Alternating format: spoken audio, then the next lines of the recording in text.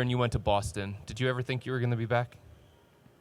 Part of me always wanted to come back. I knew, life works very in mysterious and strange ways. I always felt like at some point in my life I would return back here, whether it was a player or whatever it may be. Of course, player would be number one. So I'm glad I'm back. What are you trying to bring to this group? Why did you want to come back to this group?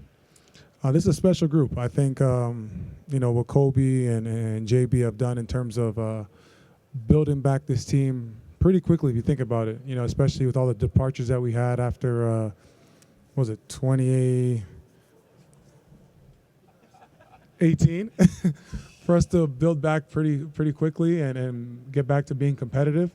Something we want to be a part of, especially just because, I've been here my first time around when we were, drafting the 1 and 4 pick with Kyrie and myself, and then, getting to the champions and being in the finals 4 years in a row.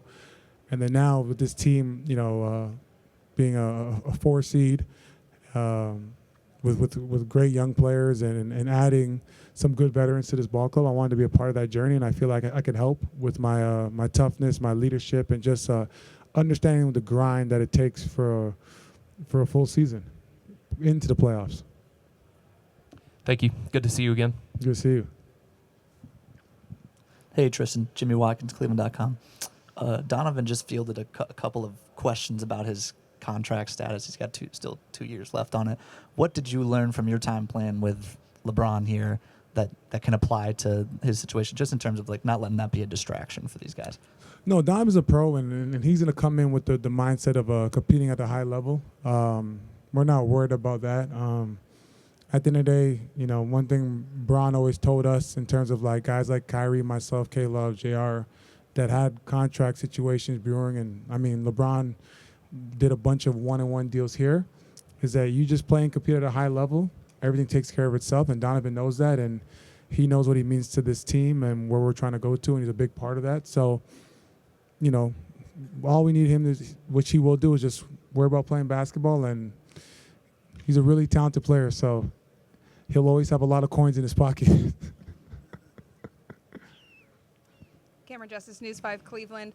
You're here back with this team, but there's a lot of new faces. What are you looking forward to most about playing with a guy like Evan Mobley and Darius Garland as they're up and coming and making a name for themselves? No, I'm excited. I told, I remember when we came and played here when I was with Boston, and it was Evan's first year. I told him, I always called him like a young Chris Bosh, and now I'm calling him a young Anthony Davis. So obviously I think Anthony Davis is, when he's healthy, he's always been a top 5 player in our league, and I think Evan has that potential to be that kind of guy. I think what makes AD and a guy like Evan so special is that they can impact the game on both ends, and Evan's just only getting better. So, that's kind of the benchmark. I'm like, you gotta be like Anthony Davis for this team. In order for us to have success, you got to be able to do that. What does it mean to see him embrace this offseason and get that home gym and really put the work in to be bigger, better, stronger? It's part of being a pro. That's what the great ones do. The great ones go outside the box and do more than what's required. Of course, you can come in and use the team facility, but the ones that are great and have separation are the ones that, build out their entire life in terms of making it to the game. And what you put into the game is what you're going to get out of it. And you're going to see that from him this year. Hey, Tristan. Wiley Johari, Spectrum News, Cleveland. Los Angeles. It's a national spot here now. You've been through a lot as a player. You have so much experience in the postseason. So I want to ask you, if things get tough for this team, what's your advice going to be for them to weather the storm, whether it be during the season or in the postseason? Yeah, I think I would love for our team to go through adversity during the season, so that when we get to the postseason, guys are comfortable being uncomfortable. So that's what I'm hoping for. I think the good thing for this team is that they've been through what happened last year, and that wasn't a good feeling at all. Especially the way that the series played out and how they lost. I think that's the biggest motivation that you can ask for. And you look around the league, everyone's got better. The East has got much better, so that speaks for itself.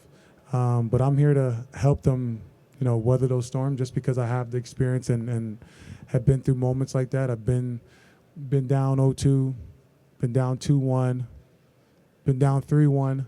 So if anyone knows how to get through a shitstorm, it'd be me. Jeff Shadell, News Herald. I was going to ask Gotta be you. real. It's a blue collar town. Blue collar town. We don't put up with much here, right, guys? Right. Exactly.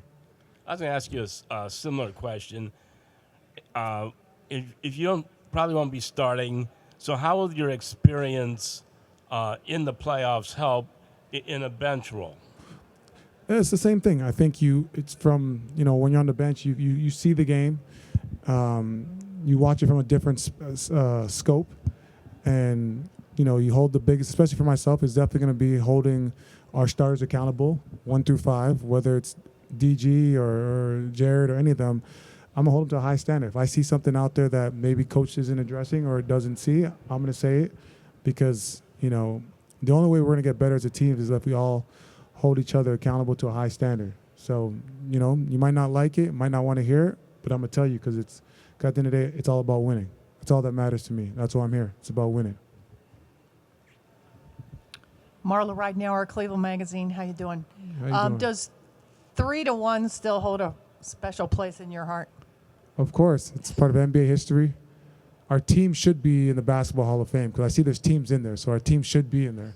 But it's always this, when they always show games on NBA TV of us coming back and doing that. It's a special place in basketball history, but in Cleveland history, it's. I think that's kind of what this city's about in general. Everyone always puts Cleveland on, the back burner or always overlooks us. So it's only right that a city like Cleveland makes history like that in that kind of fashion. It suits our DNA. And I assume you told Evan about the Anthony Davis comparison? Of course. What was his reaction? Evan's a quiet guy, so he nods his head, but he knows, he hears me.